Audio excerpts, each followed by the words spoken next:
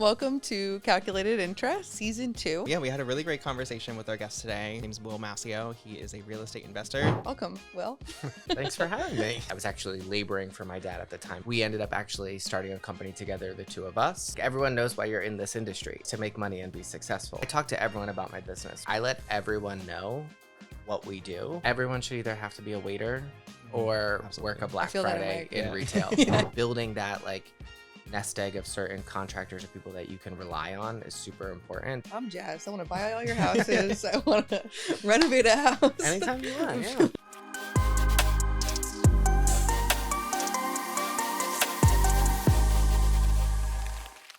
Matt, wait. Welcome, guys. Corny. Welcome to Calculated Interest, Season 2. My name is Alyssa Antoci, and I am our EVP of Shared Services here at ABL. Hi, guys. I am not Matt, the other host of this podcast. My name is Sam Hoffer. I'm the VP of Brand and Growth Marketing here at ABL. So typically behind the scenes of the podcast stuff, but Matt was unavailable today, so I am stepping in. We're excited to have you. Thank you. I actually know how you already did, and you crushed. True. So Thank you. Excited. Yeah, we had a really great conversation with our guest today. His name's Will Mascio. He is a real estate investor. Lucky enough to actually have him as one of our customers here at ABL, which is amazing. But he invests in homes outside of the Philadelphia. I'm jazzed after that conversation. We went over so much good stuff, from like finding deals to, pitfalls that you can come into, to the beautiful properties he works on and the things he considers. So many really great things. So yeah, he had a crazy unique background as well. He started his career in Disney, performing down in Florida, and through a course of, I don't know how many twists and turns, made his way to real estate investing. He's killing it. So cool. Also investing with his dad, which I think is really fun. Him and his dad are on a joint venture together as real estate investors. And I didn't say this, but so cute. Isn't that cute that they're just a father-son duo? It's very sweet. Yeah. Oh, yeah. I thought it was great. All right. Well, welcome. Let's get into it. Let's do it. Calculated Interest is powered by asset-based lending. Each episode, we sit down with investors and industry experts to break down what is actually happening in today's market and how smart investors are adapting. You've probably seen asset-based lending in places like Scotsman Guide, Housing Wire, and National Mortgage Professional. We've been doing this for over 15 years and have funded thousands of projects along the way. Let's get into today's conversation. Welcome, Will. Thanks for having me. I guess we're going to dive right in. Okay, so we have a bunch of questions for you. But the first one is, you didn't really have a traditional path into real estate. So we're super interested in hearing kind of your path before real estate and how you got into it. Okay, cool. Yeah, so after graduating college, I actually moved to Florida and I worked down at the Walt Disney World Resort for a couple of years. I was a performer in parades and shows, so worked in their entertainment department. And then after that, I moved to New York City, which was always a goal of mine. Had a slew of jobs, mostly in some type of hospitality or customer service. So I worked in retail, I worked in luxury fitness, a few different companies. And in turn, I ended up getting my real estate license while I was up in New York City. With COVID happening and a few different things, like shifts in my personal life and things like that, I decided to move back to the area I'm from, which is Montgomery County, Pennsylvania. My dad previously had always had a career in residential building, so I had been familiar with it, or it always kind of been in the background of my life. And when I first started doing real estate, obviously in New York, you're doing, rentals and, I don't want to say it's more hustle, but it's just a different kind. And it was very transactional all the time, where it was just, get in, tour these apartments, get done.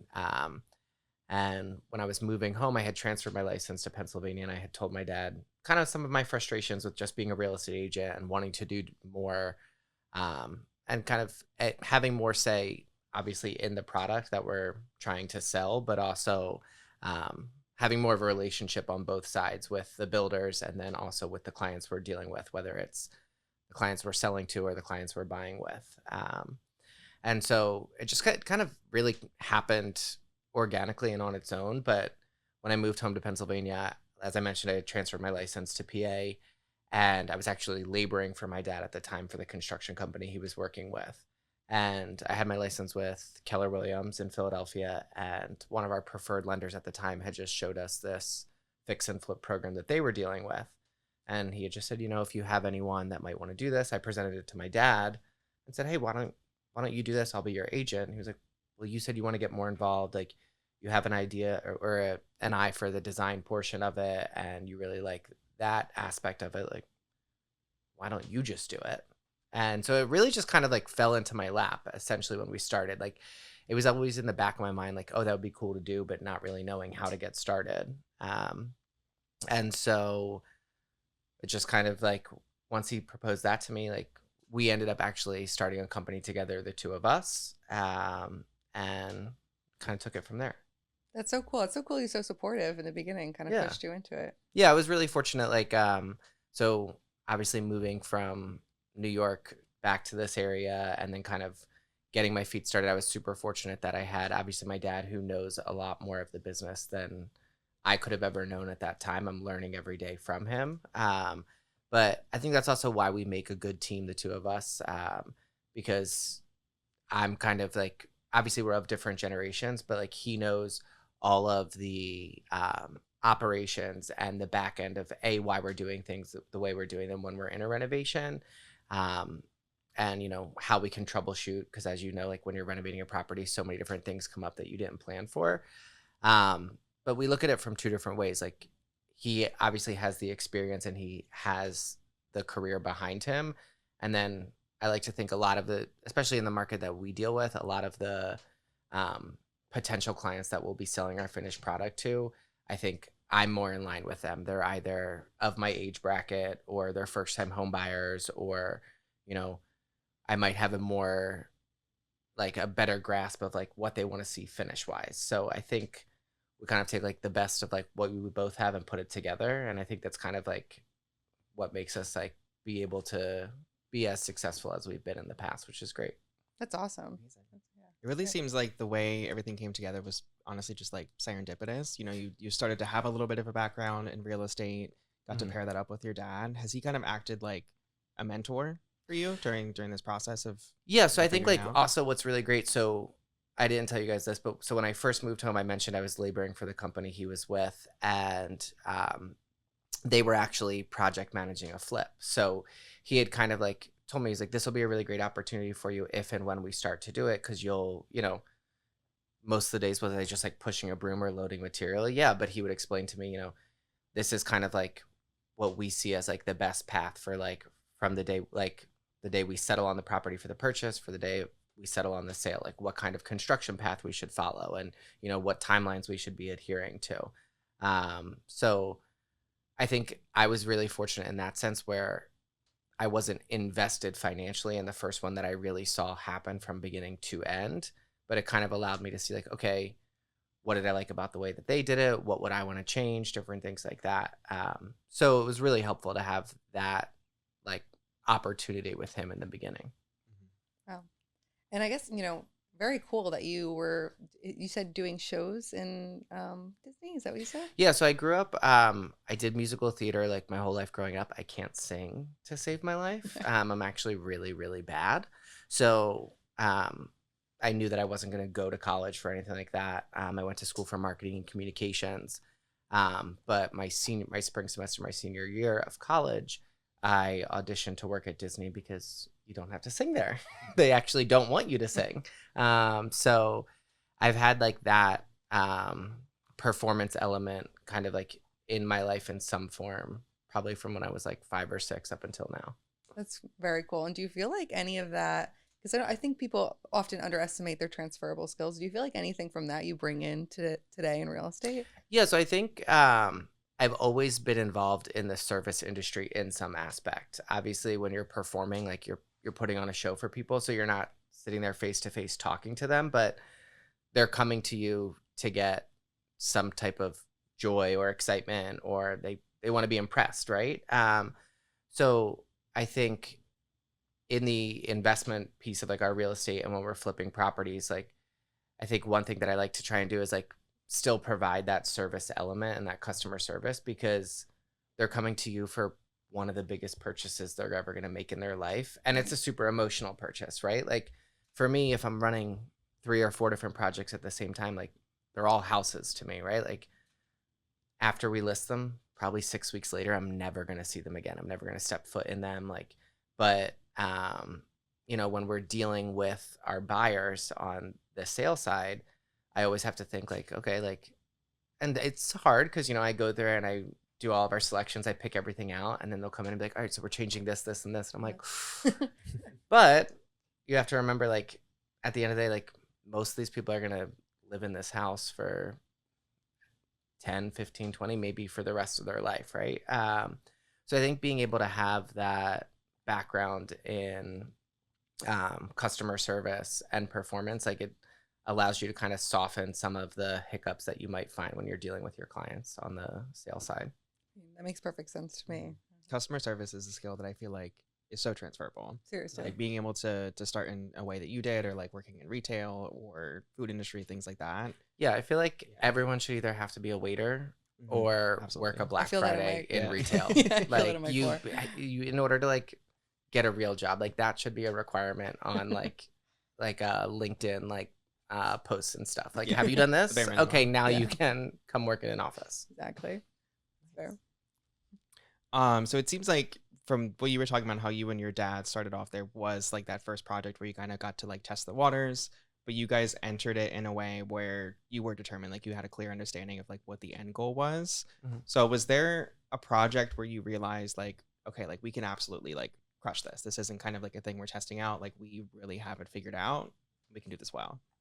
Yeah, so I think so before we enter into any deal, like I will run like our comps and our pro formas so many different ways. I do run them super conservatively because I mean, in this industry and in this business, like I explain to my friends and family who aren't in it, I'm like, I don't know what my paycheck's going to be in 6 months. Like, could be great. It could be fine. It could be, oh, hey, that was a fun 6 months, right? So I think that they're, I would say like, probably like once we entered into an area called Phoenixville was the first time we did it. And I knew it was a hot market.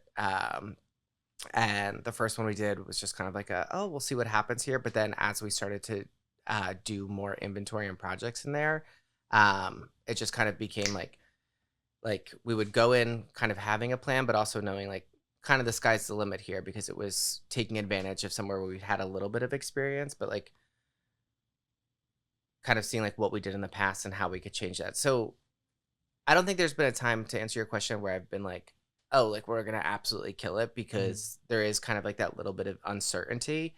But I think with my experience being a real estate agent and knowing like shifts in the market and things like that, like I think when we go in with a plan, like we kind of use a formula of in a perfect world, we're in a project for 6 months max. So like from the day that we buy it to the day we sell it. So we kind of plan our construction and like, I guess to answer your question, in a sense, like there'll be times where I'm like, okay, like if we stay on this timeline and we list right in the spring market and we have this marketing behind it and we run this plan, like there's like a very good sense of success outside of the pro forma that we have run for it. I don't know if that answers your question. Yeah, I think so in a way.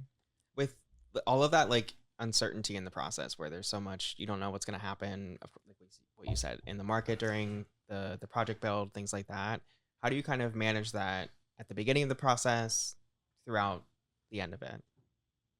Like manage what part Like managing that uncertainty, like what you're doing to kind of prepare for it at the beginning, and kind of like staying aware of that. Yeah, I think it's like the most important thing is like you have to be super like flexible with what your outcome can be. And what I like about like the model of how like kind of we structure our business is, so I'm the real estate agent, and then also we have a GC company that runs everything. So we're the project managers. So while it requires a lot more hands-on, like, you know, whether it be day, night, weekend, whatever it is, like I'm the person, whether it's from the real estate side, the selection side, the construction side, who's probably getting the calls to field those questions. So like when uncertainty does come up, I think like at least in our instance, like just being able to like pivot and kind of make a decision whether we have to change the layout or the selections based on, product being back ordered or whatever it may be. But I think, having that flexibility and knowing like, okay, whatever is like our end goal, whether it's a timeline perspective or an aesthetic perspective, like being able to, I don't want to say just like make a snap decision, but also like being like, I think fortunately and unfortunately for me, like I'm immersed in all sides of it, that it just kind of happens naturally for me in some instances. Like I don't have to go and talk to someone else and be like, okay, well, what are you guys doing with the framing change for, this layout? I'm there. I'm kind of like engrossed in all of it, if that makes sense. Mm-hmm. That makes sense. I guess going back to working with your dad, I think like many people in this industry end up working with either a partner that's a friend, family member, spouse. I'm interested in the dynamic. Like, what does their day-to-day really look like? Are there things that you have to, like boundaries that you guys create for each other to make sure you work smoothly, or you guys are just super lucky and everything is super easy? Everything's perfect. Right. No, no, I think, like, obviously, like, we have things that we both excel in, or kind of like our strengths and our weaknesses. So I don't want to say like everything, my answer for everything is like, oh, it happened organically, but I think it's more so like, I'm never going to go to my dad and be like, at least at this point, based on, the experience he has versus the experience I have. If we're on a job site and, we're, I don't know, talking about like the changes in the foundation, I'm not going to go to him and be like, no, we're going to do it this way. If he like, there's a little bit of trust there. But I think also like, as far as boundaries, like we have like our clear cut, this is what I oversee, this is what you oversee. Like, for instance, like I'll do all of our selections and designs. Sometimes I'll stop asking his opinion because I don't, if I'm like deciding between two tiles, I'll be like, okay, well, I know which one he's going to pick, but I know which one I like. So I guess like,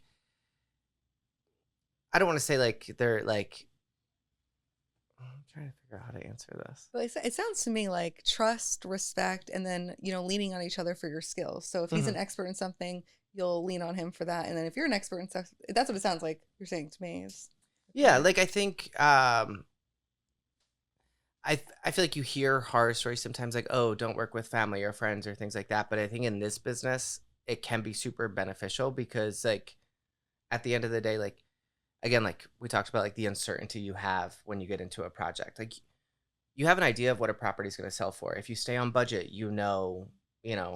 what your potential profit is for the outsale of this, right? But if you're working with someone that you trust implicitly and it's like, hey, like it's not your employee where you're like, oh, like my employee didn't get paid as well. It's like, oh, you're a family member or whatever it is. Like you want to be successful because like, it's not just a workplace environment. So I think if you enter into the business or structure it the right way like that, where like at the end of the day, like if you succeed, I succeed, right? Like we're not competing with each other. So at the end of the day, like we want what's best for the other person. So if someone said, like, if I'm working with my dad and we're trying to decide something, he's like, well, we have to do it this way because of X. I'm going to follow his lead on it. Right. Yeah. Because I know that like he wants the success for himself just as much as he wants it for me and vice versa. I mean, it sounds lovely. Yeah. It sounds very, we were just talking before this, like, if like working with family members and we're saying with like our partners, how it wouldn't always go as well. you know? I mean, like everything, everyone has their days. Like, I mean, we work together and then I see him at family parties and family dinners and things. I'm not saying I get like sick of him, but like we'll get to a point where I'm like, all right, this weekend we're not going to work. So like, I'll see you on Monday because we've spent the last 3 weeks together. And it's not a bad thing. It's just like, no, it sounds healthy. Yeah. When you leave work on Friday, you're like, see you Monday. Bye, guys. Yeah. Love that. It seems like a really like special and unique motivator, honestly. Like it's very admirable to kind of have that joint success of really understanding whatever we do in this project together is like affecting our shared life outside and hopefully like positively. Like you guys seem like you've gotten to share a lot of those wins and successes together, which is really awesome. Yeah, I think like it's like exactly to your point, like you're invested in a different way. So I think, and also like I've been super fortunate. I've seen like the businesses that my dad has run and how he's run them and the successes or the difficulties he's had, whether it's been with the market changes and things like that. But I think like having a partner, whether it's a family member, a friend, someone that you're just joining into this, like if you guys have the common understanding, like of, you know, you succeed, I succeed, and vice versa, like it makes it a more enjoyable thing because I mean, everyone knows this, but there is a lot of risk in this industry depending on what you're doing. Like you can make the most beautiful house and over the course of your construction, the market can shift and you could have thought, you know, we were going to do this or, you know, when you're getting into what we do mostly, which is like, I don't like using fix and flip because I think it has a negative like connotation to it in some instances, but these investment properties that we sell, you know, you can run into unforeseen circumstances that just completely obliterate a portion of your budget that you hadn't allocated for, right?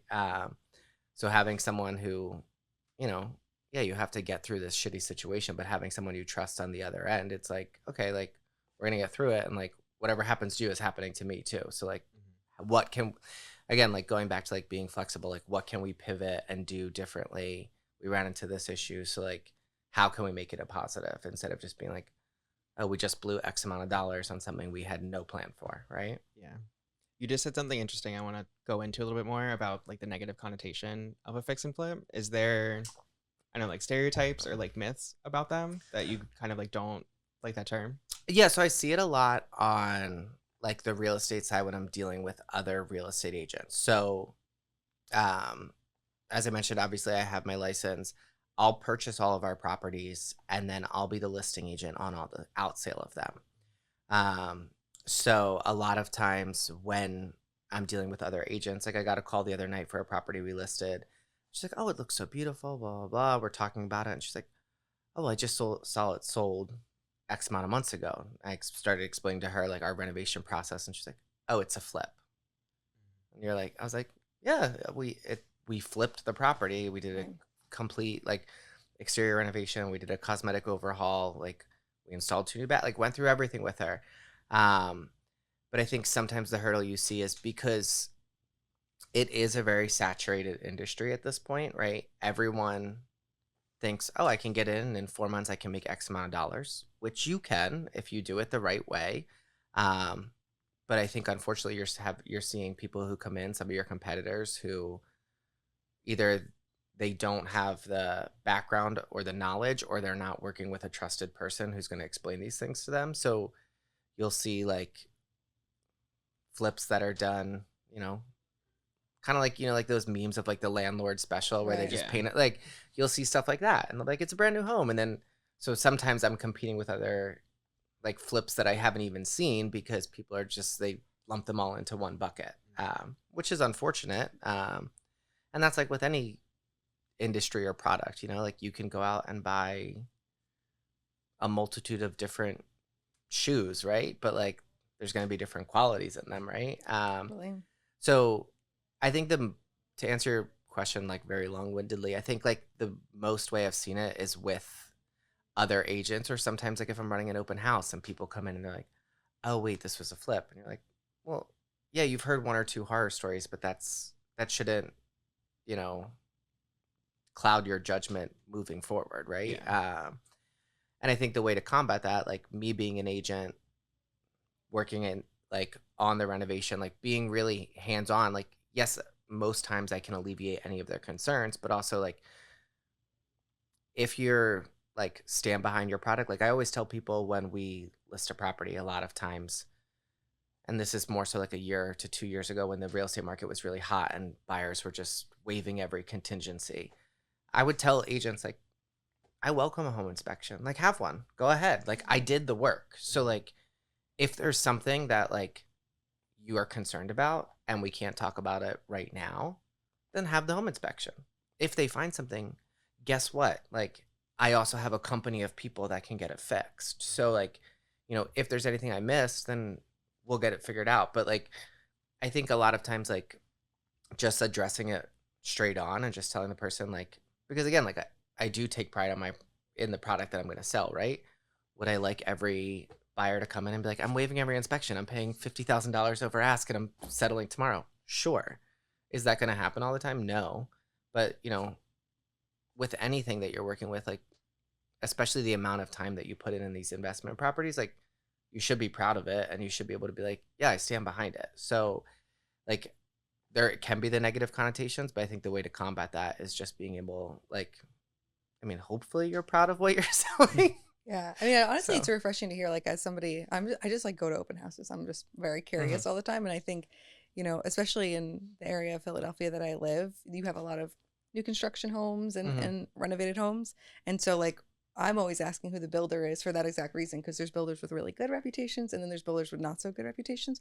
Do you feel like your company, you guys have built a good reputation and that's been helping you, or? I think so. Yeah. I mean, we are a smaller company.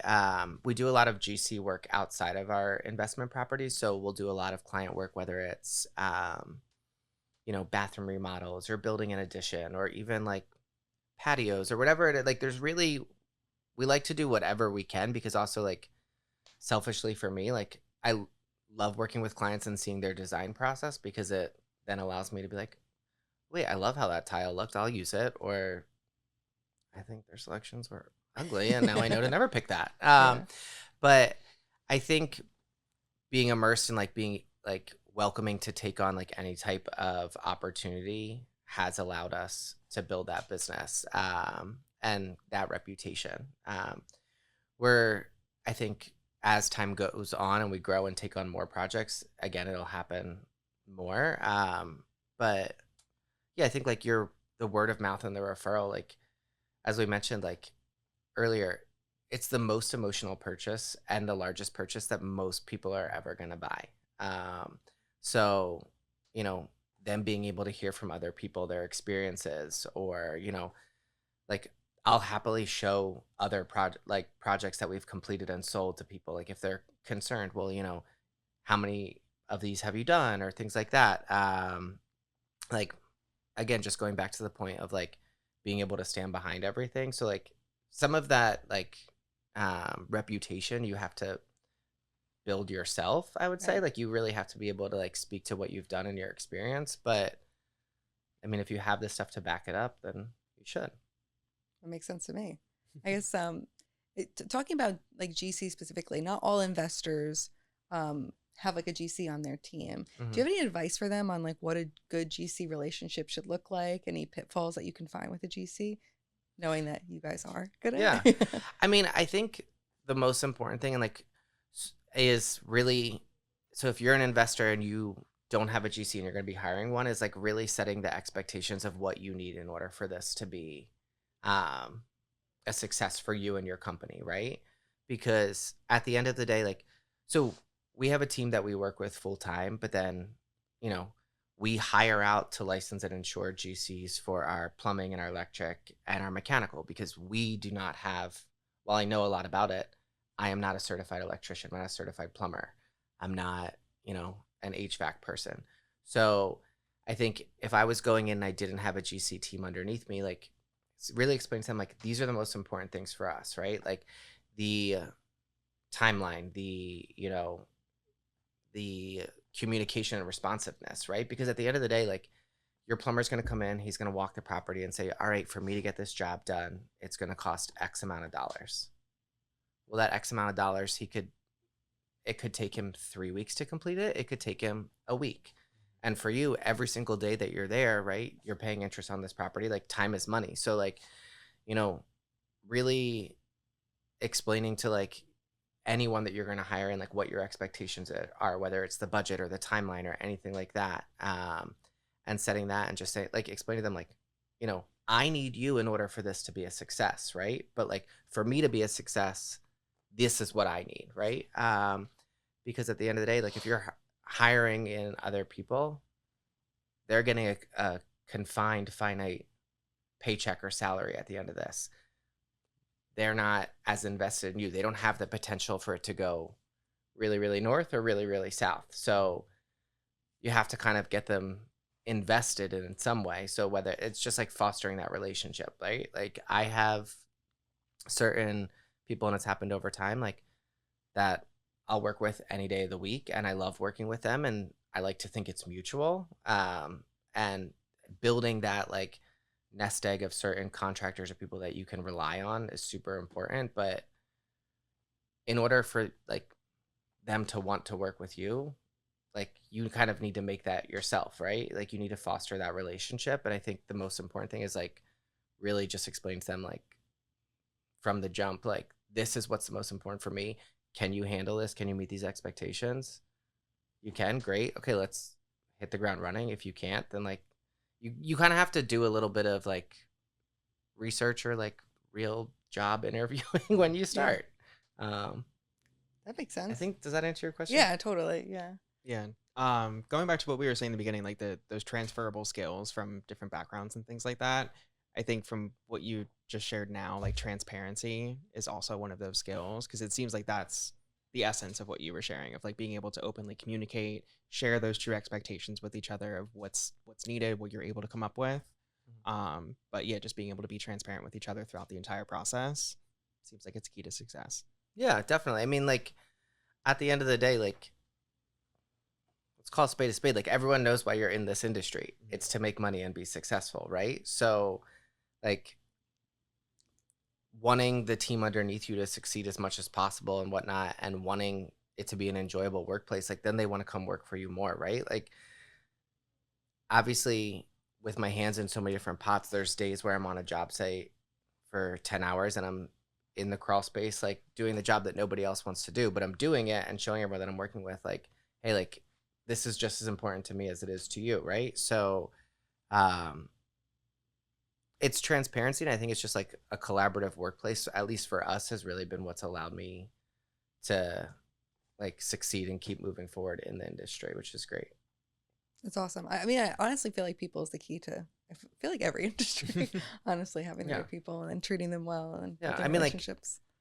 no one wants to go to work, right? Like, as much as we all like our jobs, we'd all rather be somewhere else for the most part, right? So, like, make your workplace enjoyable. Like, make people be like, oh, it's not terrible to be here. Yeah, I literally could not agree more. Yeah.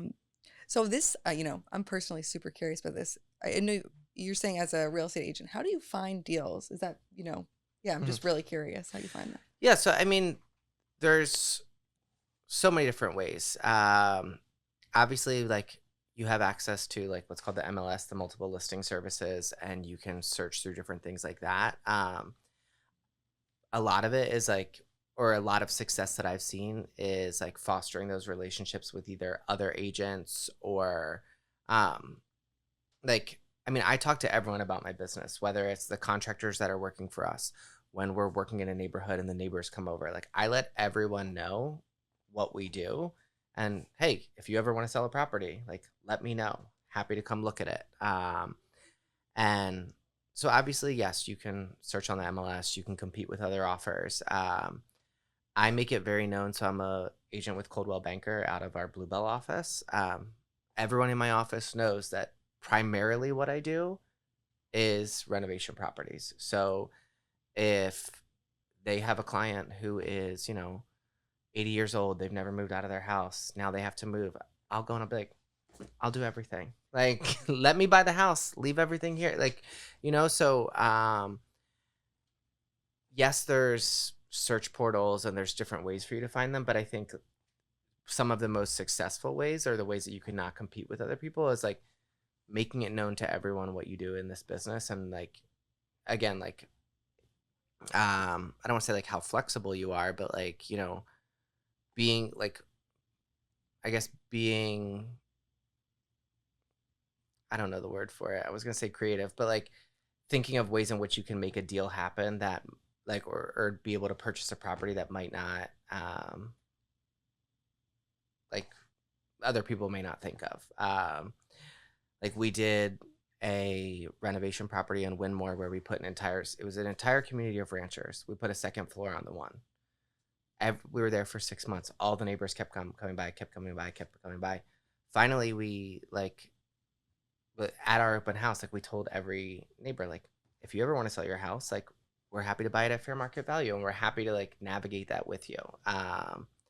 So there's a ton of ways that you can find these properties. And there's probably ways that I don't even know, but I think like you kind of, as I mentioned, like the market's super saturated, or this industry is saturated. So you have to be flexible and creative in how you can find them.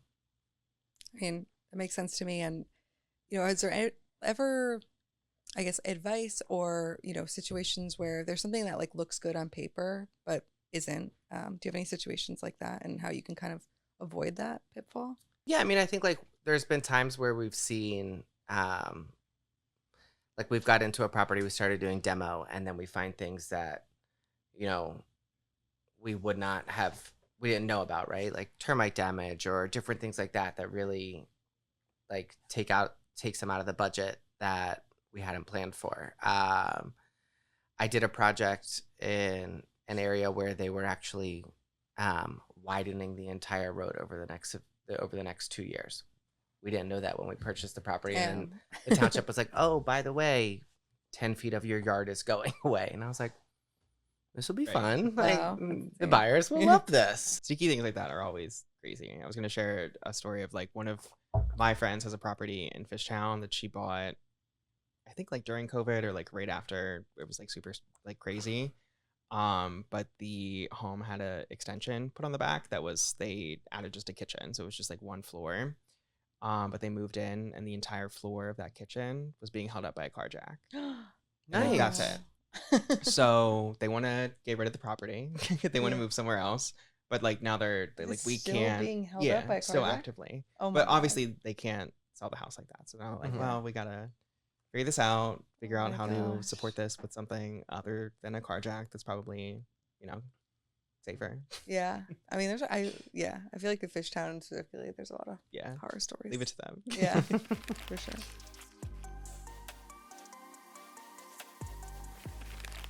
So of course, like my team and I got to come on site to 2 of your different properties, and they were at wildly different stages. While we were on there, one had absolutely nothing inside. There was something, I shouldn't say that, but gutted. It was the rancher that you were talking about that you guys got to add that second floor, that second story to, and then the other one was just the very beginnings. How do you kind of go about managing multiple flips at a time? Do you kind of have a process for that, or what does that look like? Yeah, so I mean, like, obviously, the faster you can get things done, the better. But I think for us, like, going in and obviously working with you guys, like, we have a renovation budget set. We have all these plans as we're working up to settlement. So, like, in a perfect world, I have someone working there. Like, I sign the papers. I'm like, okay, go over. You can start ripping things out now.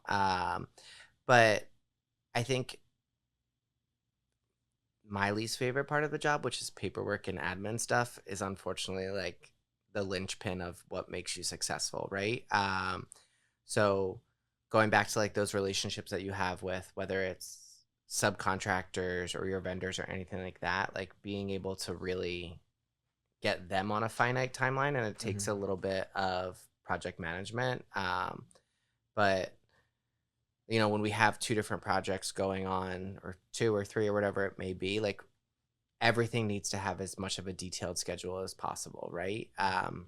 And if hiccups do come up, like, okay, well, how can we flex this? Can we shift people from this project to that project? And like having a clear idea of like what our design is going to be leading into it. So typically for me, like as we're leading up to the settlement of the purchase of it, I won't have everything bought and picked out, but I'll start really doing all of that. So, and again, what's nice is with us keeping it all under one roof, or within all of us like sharing these responsibilities, I don't have to go back to a designer or the homeowner or whoever it may be to be like, all right, we really got to like whittle down these paint samples and the cabinets and all of that. So trying to do like as much like, I guess, like prep work as you're leading up to the settlement of the purchase is what kind of allows you to hit the ground running and move as quick as possible. When you guys came out, we actually were in the process of like 2 completely different properties, both location, layout, obviously like what they would look like aesthetically at the end, but the scope of work for them. So I think like that's something that, again, like allows us, like, we'll take on any type of project. One was like completely cosmetic, right? We did new floor, new kitchen, all of that. There was work involved, but we weren't changing the layout or the structure of the home. Um, and then the other one, we were adding on an entire like almost 300 square foot addition to the back of the second floor to create a master suite. So I think when you're looking at properties and when you're trying to get into it, like my advice would be like to immerse yourself in all of them, because there's different opportunities, but also there's ways to grow and learn, right? We did a project this past summer where I mentioned we took a rancher, put a 1,200 square foot addition on it. At first I was nervous because like that's the biggest project that we've done on a flip. But it ended up being like the most fun one I've ever done, because it's really hands-on. You got to really change and transform this home. So yeah, I think like just like what I like is that each project is different, right? We'll do some things like I mentioned that are cosmetic, and we're not changing the bones of the home or the structure or the mechanicals, because we will if we need to, but if we are finding these properties where all of that is in good working order and it's just dated, and then we'll find other properties where it's like, okay, nothing can be saved. And then I like tell people, I'm like, well, for all intents and purposes, this one's a new house. Are those like open-ended ones what you find most exciting? Like the opportunities really kind of seem endless. Yeah, I like it because I think it allows you to like put your business's stamp on the project. You know, while I like all the houses that we do aesthetically, like they do have to conform to like what the average buyer wants to see. So we'll put like our touches on them, and we'll do things that you may not see in a typical flip property. Like some things that like we kind of like have made our signatures within our business. But I like those are more exciting to me than just, okay, we're going to do a cosmetic update, because you get to have fun with it, right? Like you get to create a layout, a floor plan. You get to like really like, I guess, picture who your buyer is going to be, hopefully, or like, okay, well, how can we make this place appealing for everyone, but still make it unique and different? It's not just your standard center hall colonial 3-bedroom 2-bath house that you see all over the area we're in. Like, what can we do to make it the nicest house on the block or the most appealing? That makes a lot of sense to me. Like, I have one rental property that I renovated to rent, and I struggled so much to not do everything I personally want to do. My GC would be like, "You're renting this; it has to appeal to everybody." But I still couldn't help myself Yeah. for pieces. So it's cool that you kind of weave in, what makes sense. But Yeah, like I do. I always have to remind myself, like, you're not gonna see this property ever again. yeah, So like, people will ask me all the time, like, how do you pick out the tiles? How do you pick out like the colors? I'm like, well, at the end of the day, like, it's my house would never look like this. Not because I don't like what this looks like, but like this is a house that for the most part everyone will like. right. But I always tell people, like, when I'm working in the suburban area, like this is good and bad, but like I always tell people, like, how do you decide? I'm like, so I take something I like, and I'm like, could I imagine, a mom going to Home Goods and buying a Live Laugh Love sign and a Gather sign and then sticking them on the walls? And if it works, then okay, like we're good to go. Yeah. So yeah, like I think like you always have to remember, like, you want to find that nice like mix of like it's unique and it's different, but it's not like all of a sudden this like avant-garde house that people are like, what's going on I in would end here, up right? doing that. Yeah. Yeah. Yeah, that Do makes you sense. do you look anywhere to like find those safe trends, or does it kind of, since you look at so many pieces of real estate, even just like a day, does it just kind of come innately? um I think it's a mix of both, right? Obviously I'm engrossed in this, so I see it all the time. I see things that I really like and things that I'm like, oh, I wouldn't have done that. Or maybe things that I never would have thought of. And some of that comes naturally from just touring properties and seeing new listings and things like that. Um, but I think also like I've kind of like found some of like my like staples that I'm like, I know this looks good and it appeals to everyone, so I'll move forward with that.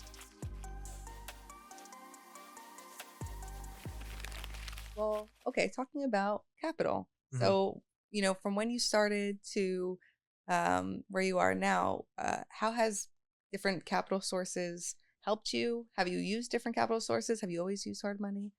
Yeah, so I've always used hard money since I've started with my business. I think it was the easiest like barrier to entry. When you are going to buy an investment property and you're a new LLC and you go to a traditional bank, there's so many different things that they're going to require you to present in order to get your funding. And turning to a hard money lender, I don't want to say like they don't care whether or not you're a qualified buyer. They're just going to qualify you in a different way, right? And they're going to use different parameters to help you obtain your financing. And so that's kind of been my source for my entire time within our business. And I've tried a few different hard money lenders and seen like what I like and what I don't like. And I think like like one of the most important things, and like I've talked to both Kyle and Jake, two of the lenders within your company, about like what's amazing with you guys is like the responsiveness. Like a lot of times with other companies, I would have to go through like a mortgage broker who would then go talk to the company, and like with you guys it's much more hands-on. And you know what I like as well is I'll be able to sit down and explain, all right, this is our construction plan, this is what we want to do, and the different structures in which, or the different ways in which we can structure the financing. Like, do we want to pay down, like pay points on the loan to bring down the interest rate? Or is this a really quick hitting project for us where we'll be in and out? And, I think finding that lender who, again, like we've talked about in the past, like if you succeed, I succeed. Well, they want us to succeed as much as possible because this is something that we're continuing to do. So it's, having that relationship and having, lenders in your guys' team who know that it's just as important for me to like find the financing that fits each scenario the right way. Because again, like it's all of those little things, they start to add up, and that's kind of what just the success generates success, if that makes sense. Totally. Yeah. And we also don't want foreclosures like at all. So we genuinely, yeah. Yeah, like you want guys are just as much invested. So like literally, again, yeah. like being able to have people who are readily able to communicate with, and then also know our track record. Like if I succeed, you succeed. If I don't succeed, like it's Yeah, not good for anybody. literally. Like you mentioned, you've had a couple of projects with us Mhm. that we've kind of like been able to work on with you. Is there any kind of shift that you've seen in like the ease of that process? Like the more projects that you do, does it kind of like get easier with the lender? Yeah, I mean, like, first and foremost, like the relationship that you have with your lender, right? Like, so now that I've done a few different projects with you guys and, been able to explain our process or how we run our business, like, you know, whether I be working with Jake or Kyle or whoever it is, like, they have that background information on us. So it just becomes more streamlined, right? And I mean, this is a credit to you guys. Like, this is the first company that I've ever worked with where their lenders were like, no, we want to come see your projects. We want to see them at the beginning. We want to see them at the end. Like, we want to see what it is that you do so we can better help serve you guys. And like, from like a real estate professional, from like a GC, from someone who's project managing, like, it's such a relief to like have like people that, who obviously like yes they're investing in you, they're giving you this money, but like they genuinely care about what they like, what the product that you're putting out. And like I said, it's the first time it's ever happened to me, and it's like, oh, this is so nice, like people care, wow, this is great. Oh yeah. Nice. Go So, ABL. Okay, so one of the things that I don't think any of us are strangers to is just like the uncertainty in the market today. mhm. Anything about rates, anything about just the housing market as far as affordability, or just the number of homes that are available. It's all over the place. So I'm curious, one, are you kind of subscribing to all of like the sensationalism of all of that, and how is that kind of factoring your investment strategy for this year? Yeah, so I mean, everyone, whether they're educated and knowledgeable about real estate, but like everyone likes to talk about it, right? Like we work in an industry that like every person who, regardless of their job, wants to talk about our job, right? It's not like, you don't meet a person who works in finance and you're like, tell me about your Excel spreadsheets. Like, but people are like, oh my gosh, you sell houses? Tell me all about them, So I think, unfortunately, like the first part of your question, am I subscribing to it? No. No matter what is going on in the real estate market, like it'll always be on the news. Everyone will be talking about it. Everyone will tell you whether or not, like your aunt and uncle will tell you whether or not it's a great time for buyers or it's a great time for sellers. And what do they know? Probably nothing. So we don't have a crystal ball, right? Like no one knows what's going to happen. I don't know what's going to happen for the properties that I'm getting ready to list now. Like, I don't know what's going to happen to the market, I should say. I know what's going to happen to my houses. Like I've thought about it. I've planned it. But